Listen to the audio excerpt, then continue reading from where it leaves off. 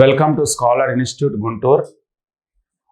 Myself Govardhan Reddy, Faculty of Geography. Last class lo manam soils మీద discussion చేశాం. National level competitive examination and also regional level competitive ఎగ్జామినేషన్లో 100% గ్యారంటీగా mode of examination ఎలా ఉంటుందో analytical ప్యాటర్న్తో మనం ముందుకు పోయాం. సో దానిలో భాగంగా కంటిన్యూస్ క్లాసెస్లో మనకి ఇప్పుడు వచ్చేటటువంటి అతి ముఖ్యమైనటువంటి లెసన్ అగ్రికల్చర్. మరి దీన్ని వ్యవసాయము అంటున్నాం. ఒకసారి కనుక మనం అగ్రికల్చర్ని మనం చూద్దాం. ఈ అగ్రికల్చర్ అనేటటువంటి పదం మనం తెలుగులో దాన్ని వ్యవసాయంగా ప్రకటిస్తున్నాం. ఈ agriculture, the word agriculture derived from Latin language. ఇది లాటిన్ భాష నుంచి వచ్చింది. లాటిన్ భాషలో రెండు పదాల కలయిక ద్వారా ఏర్పడ్డది. ఒకటి అగర్, రెండు culture. The two words derived from agriculture in Latin word. Agar means land. Agar means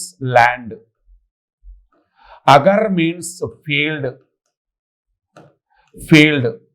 తెలుగులో భూమి లేదా మట్టి లేదా క్షేత్రము అనే పదాన్ని అర్థమిస్తుంది. క్షేత్రము అనే పదాన్ని ఇస్తుంది. కల్చర్ మీన్స్ కల్టివేషన్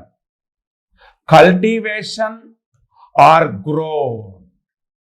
అంటే తెలుగులో సాగు చేయడము లేదా వృద్ధి చేయడం. ఇలా రెండు పదాల కలయిక ద్వారా వ్యవసాయము.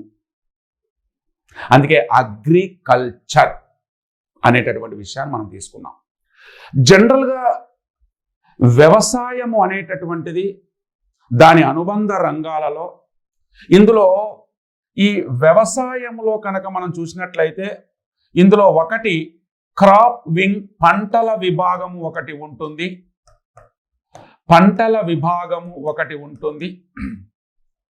క్రాప్ వింగ్ అంటారు. రెండోది ఇందులో పశుగణాభివృద్ధి ఉంటుంది. And biotic resource and animal husbandry and livestock. మూడవది మత్స్య సంపద అంటున్నారు. దీన్నే ఫిషింగ్ రిసోర్స్ అంటారు. నాలుగవది అటవీ కలప సంపద అంటున్నారు. Forest and wood resource. These are combination of broadly agriculture and applied sectors. వ్యవసాయము, దాని అనుబంధ రంగాలు. ఈ వ్యవసాయము అనేటటువంటి పదంలో ఒక వ్యవసాయమే కాదు, అందులో పంటల విభాగము కనిపిస్తుంది, పశుగణాభివృద్ధి కనిపిస్తుంది, మత్స్య సంపద కనిపిస్తుంది, అలాగే అటవీ కలప సంపద కూడా కనిపిస్తుంది. మరి మన దేశ జీడిపికి సుమారు వీటి ద్వారా ఒక 27% షేర్ మనం దాన్ని కల్పిస్తున్నాం. మరి ఈ రకంగా మనం ఒకసారి పరిశీలిస్తే భారతదేశంలో మొట్టమొదటిసారిగా 1905వ సంవత్సరం ఏప్రిల్ 1వ తారీఖు నాడు బ్రిటిష్ వారు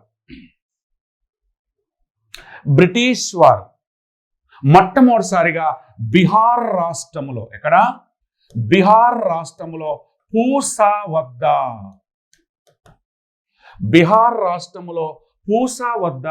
ఒక వ్యవసాయ కళాశాలను వినియోగించారు. దాని పేరే imperial agriculture research institute. Imperial agriculture research institute, అది కాస్త ఏమైపోయింది, ఇండియన్ అగ్రికల్చర్ రీసెర్చ్ ఇన్స్టిట్యూట్గా మారిపోయింది. ఇండియన్ అగ్రికల్చర్ రీసెర్చ్ ఇన్స్టిట్యూట్గా మారిపోయింది. ఆ తర్వాత 1936వ సంవత్సరంలో, చాలా ఇంపార్టెంట్, 1936వ సంవత్సరంలో బీహార్లో భూకంపాలు సంభవించినాయి. ఈ భూకంపాలు సంభవించడం వల్ల ఈ ఇన్స్టిట్యూట్ని ఏం చేశారు, షిఫ్ట్ చేశారు. అంటే ఇక్కడ కేవలం ఇండియన్ అగ్రికల్చర్ రీసెర్చ్ ఇన్స్టిట్యూట్ ఉంటుంది, ఇప్పటికి కూడా ఇక్కడ ఉన్నది అది. అయితే ఇంపీరియల్ అగ్రికల్చర్ రీసెర్చ్ ఇన్స్టిట్యూట్ని ఏం చేశారంటే దీన్ని 1936లో న్యూఢిల్లీకి మార్చారు. ఈ న్యూఢిల్లీకి మార్చిన తర్వాత దీన్ని ఇంపీరియల్ కాస్త ఇండియాగా మార్చి ఇది కేవలం రీసెర్చ్ కోసం దీన్ని ప్రయత్నాలు చేస్తున్నారు. అయితే ఇప్పుడు 1936లో న్యూఢిల్లీకి మార్చిన దాన్ని ఐకార్గా మార్చారు.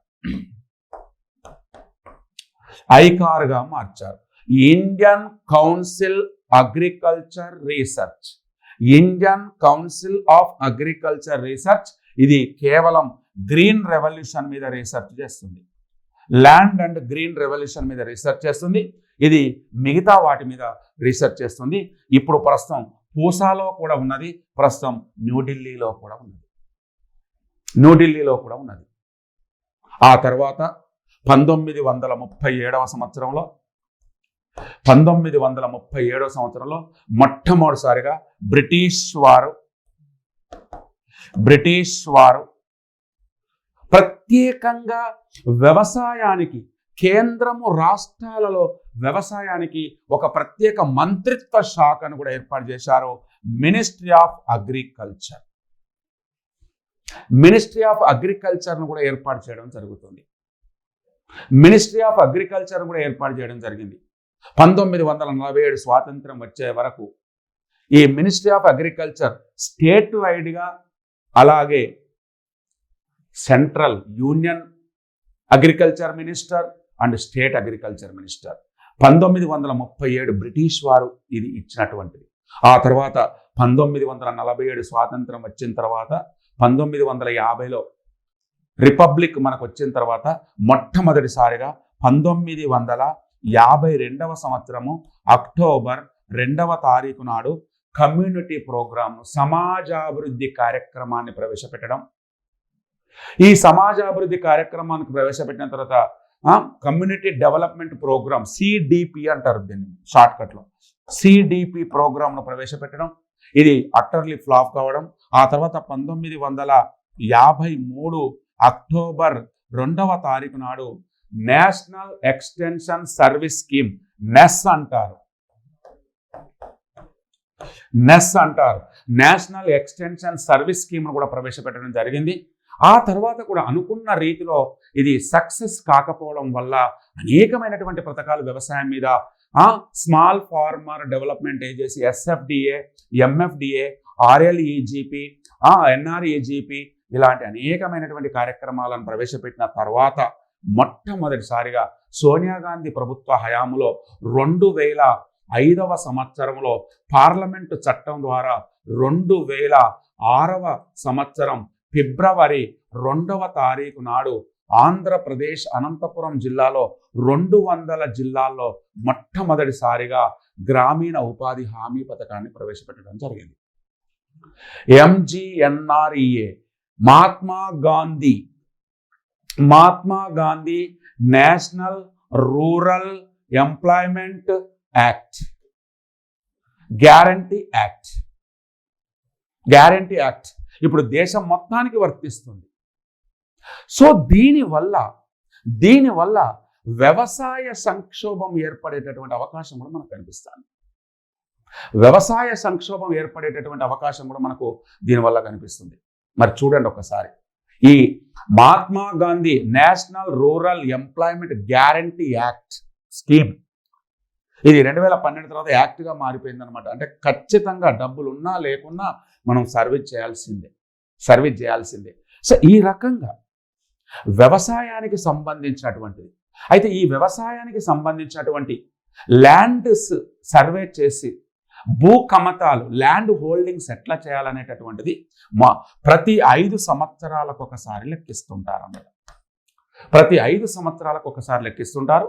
దీన్నే ల్యాండ్ హోల్డర్స్ అంటారు. ఎవరికి ఎంత భూమి ఉన్నది అనేటటువంటిది. మన దేశంలో భూ కమతాలను 5 రకాలుగా వర్గీకరిస్తూ ఉంటారు. మన దేశంలో భూ కమతాదారులు ల్యాండ్ హోల్డర్స్ అయితే ఎవరికెంత ఉన్నది దాన్ని 5 రకాలుగా వర్గీకరిస్తూ ఉంటారు. మరి ఇండ్లకేలో ఒకసారి మనకు బిట్ అడిగేటటువంటి అవకాశం కూడా ఉంటుంది. మరి ఇందులో వ్యవసాయాన్ని సాగు చేసేటటువంటి విధానాన్ని బట్టి ల్యాండ్ హోల్డర్స్ను they have been classified 5 categories. ఒకటోది వచ్చేటటువంటి దాన్ని ఏమంటారంటే ఉపాంత రైతులు అని పేరు పెట్టారు. రెండో దాన్ని ఏమంటారంటే చిన్న రైతులు అంటారు, స్మాల్ ఫార్మర్స్ అని పేరు పెట్టారు. మూడో దాన్ని ఏమంటారంటే సెమీ ఫార్మర్ అంటే చిన్న లేదా మధ్య అంటారు. దాన్నే తర్వాత మిడిల్ మధ్య రైతులు అంటారు, తర్వాత పెద్ద రైతులు అంటారు. Marginal farmers, small farmers, semi middle farmers and middle farmers and large farmers. కాబట్టి ఇక్కడ ఫస్ట్ వాళ్ళు ఎవరంటే మార్జినల్ ఫార్మర్స్ అంటే మనకు 2.5 ఎకరాల కంటే లేదా 1 హెక్టార్ అంటేనే 2.5 ఎకరాల కంటే తక్కువ కనుక ఉన్నట్టయితే వాళ్ళని మార్జినల్ ఫార్మర్స్ అంటారు.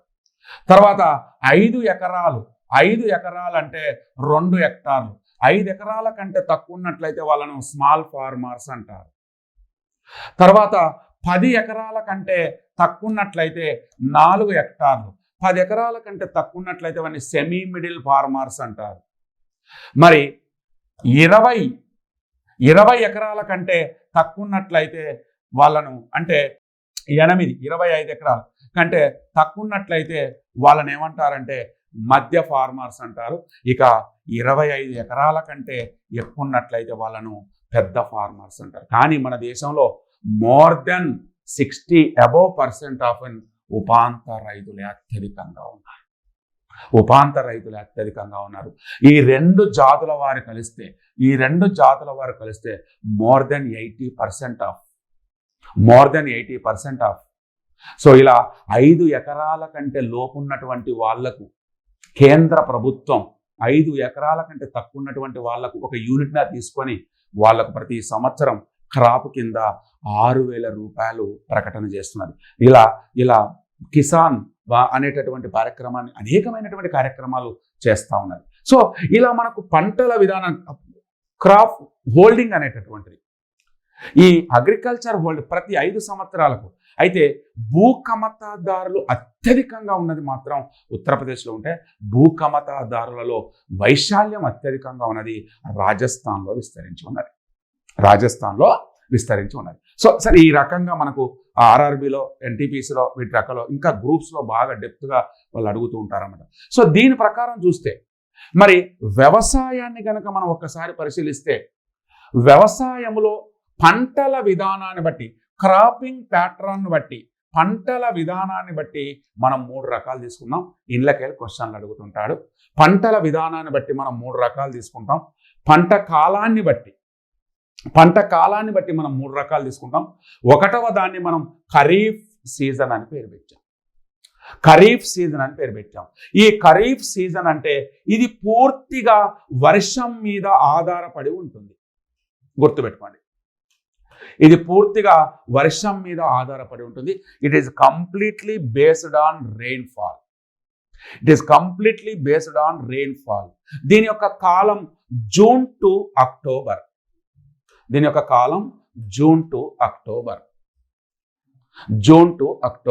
యొక్క కాల వ్యవధి పీరియడ్ 5 months, 5 నెలలు. దీని యొక్క కాల పరిధి 5 నెలలు. ఇది పూర్తిగా వర్షాధారమైనటువంటిది. దీన్నే మనం ఏమంటారంటే మన ఆంధ్రప్రదేశ్లో సాల్వా పంటలు అంటారు, తెలంగాణలో పునాస పంటలు అంటారు, అర్థమవుతుందా? ఒక్కొక్క ఏరియాలో ఒక్కొక్క రకమైనటువంటి పేర్లతో పిలుస్తుంటారు. కాబట్టి ఈ కాలంలో బాగా పండేటటువంటివి వరి, జొన్న, సజ్జ ఇలాంటివి ఎక్కువగా పండిస్తుంటారు ఖరీఫ్ సీజన్లో. రెండే బిట్లు అన్నమాట అడుగుతారు. అంటే ధాన్యాలు ఎక్కువగా పండిస్తుంటారు, సెరల్స్ ఎక్కువగా పండిస్తుంటారు అన్నమాట. ఓకేనా? కాబట్టి ఖరీఫ్ సీజన్లో ఇది వర్షం మీద ఆధారపడి ఉంటుంది. దీని యొక్క కాలం జూన్ టు అక్టోబర్, కాల వ్యవధి 5 నెలలు. దీన్ని ఆయా ఏరియాలలో రకరకాలుగా పిలుస్తారు. తెలంగాణలో దీన్ని పునాస పంట అంటారు, ఆంధ్రలో దీన్ని సాల్వా పంట అంటారు, అలాగే టోటల్గా దీన్ని ఖరీఫ్ సీజన్ అని పిలుస్తుంటారు. ఓకేనా? ఇది పూర్తిగా వర్షం మీద ఆధారపడి దీని యొక్క డ్యూరేషన్ 5 months ఉంటుందన్నమాట. 5 months ఉంటుంది. ఇందులో ప్రధానంగా పండించేటటువంటి పంటలు వరి పండిస్తుంటారు. వరి, జొన్న, సజ్జ, పత్తి, జనుము, చెరుకు ఇవన్నీ కూడా దీని కిందకే వస్తుంటాయి. ఇక రెండవ రకమైనటువంటి పంటను ఏమంటారంటే రబీ సీజన్.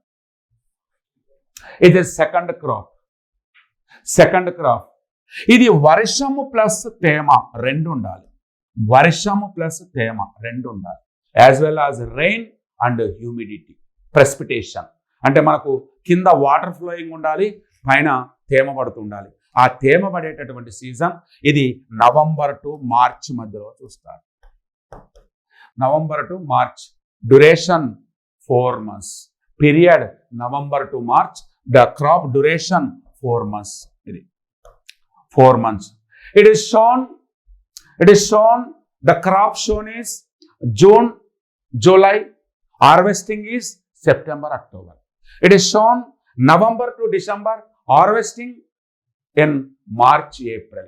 అంటే విత్తనాలు వేసేది నవంబర్, డిసెంబర్లో వేస్తారు. కోతకు వచ్చేది మీకు మార్చ్, ఏప్రిల్లో కోతకు వస్తుంది అనమాట. ఇది పూర్తిగా వర్షం ప్లస్ తేమ రెండి. దీని యొక్క కాల వ్యవధి 4 నెలలుగా ఉంటుంది. దీన్ని తెలంగాణలో యాసంగి పంట అంటారు, ఆంధ్రలో దాల్వా పంట అంటారు, దాల్వా సీజన్ అంటారు. ఇక్కడ ఎక్కువగా మనకు గోధుమ ఎక్కువగా పండిస్తారు. తర్వాత బార్లీ,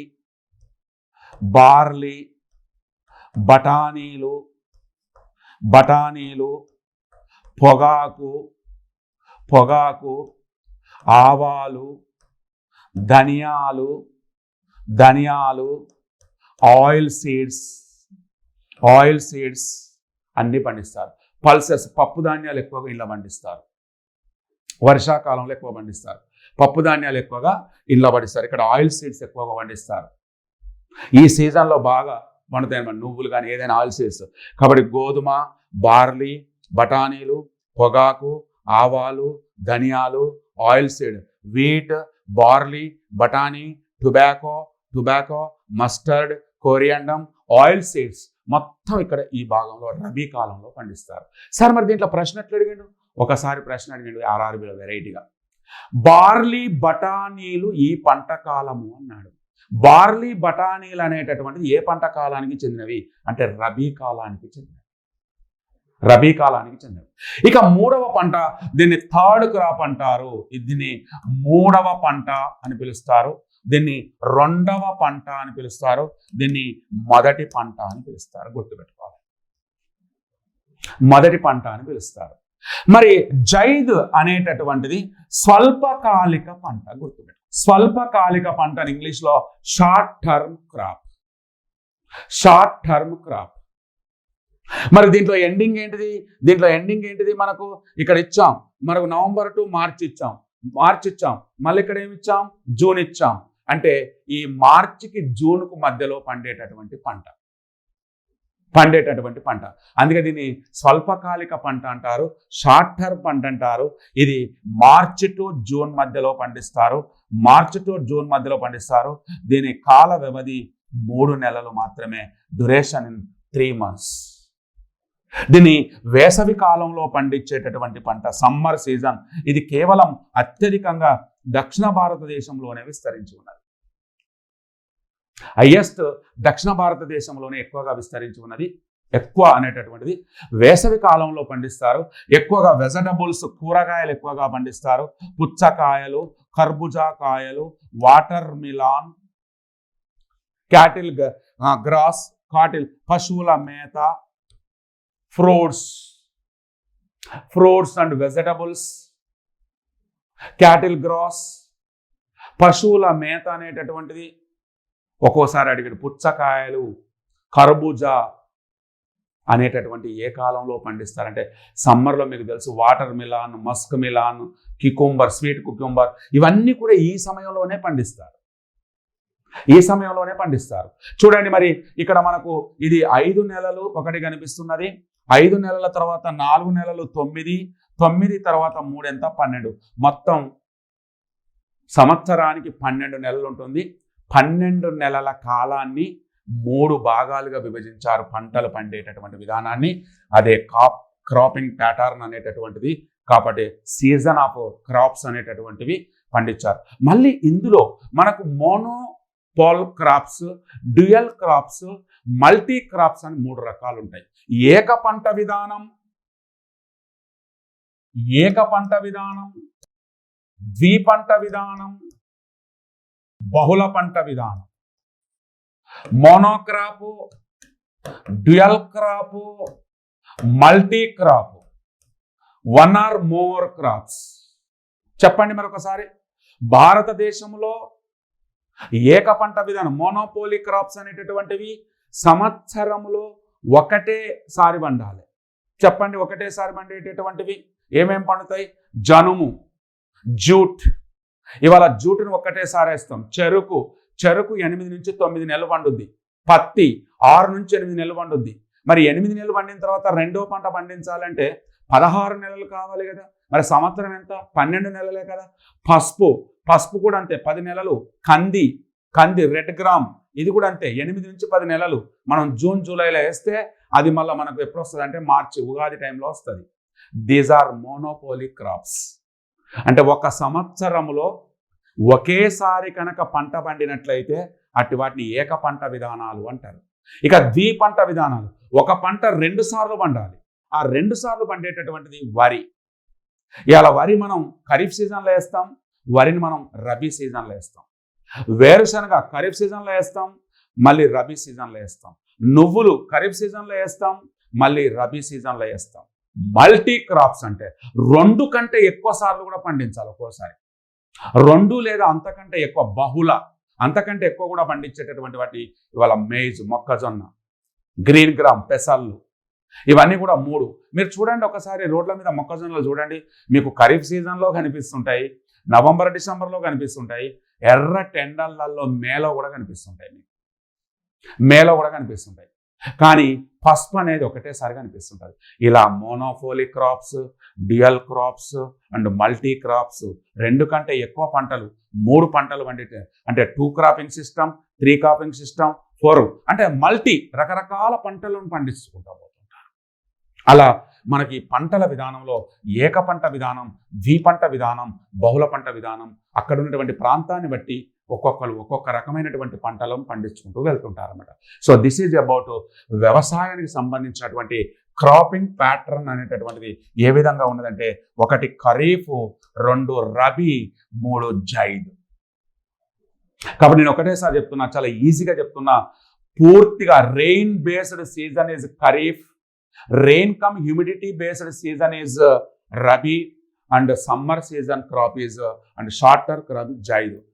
వర్షం ద్వారా పండేటటువంటి పంటల కాలాన్ని ఖరీఫ్ కాలం అంటారు, తేమతో పండేటటువంటి కాలాన్ని రబీ కాలం అంటారు, మరియు సమ్మర్ నీటి అవసరాల ద్వారా irrigated facility based on season and zaid season, దాన్ని 3వ పంట అంటారు. దీన్ని షార్ట్ టర్మ్ సీజన్ అని కూడా పిలుస్తారు అనేటటువంటి విషయాన్ని మర్చిపోవాలి.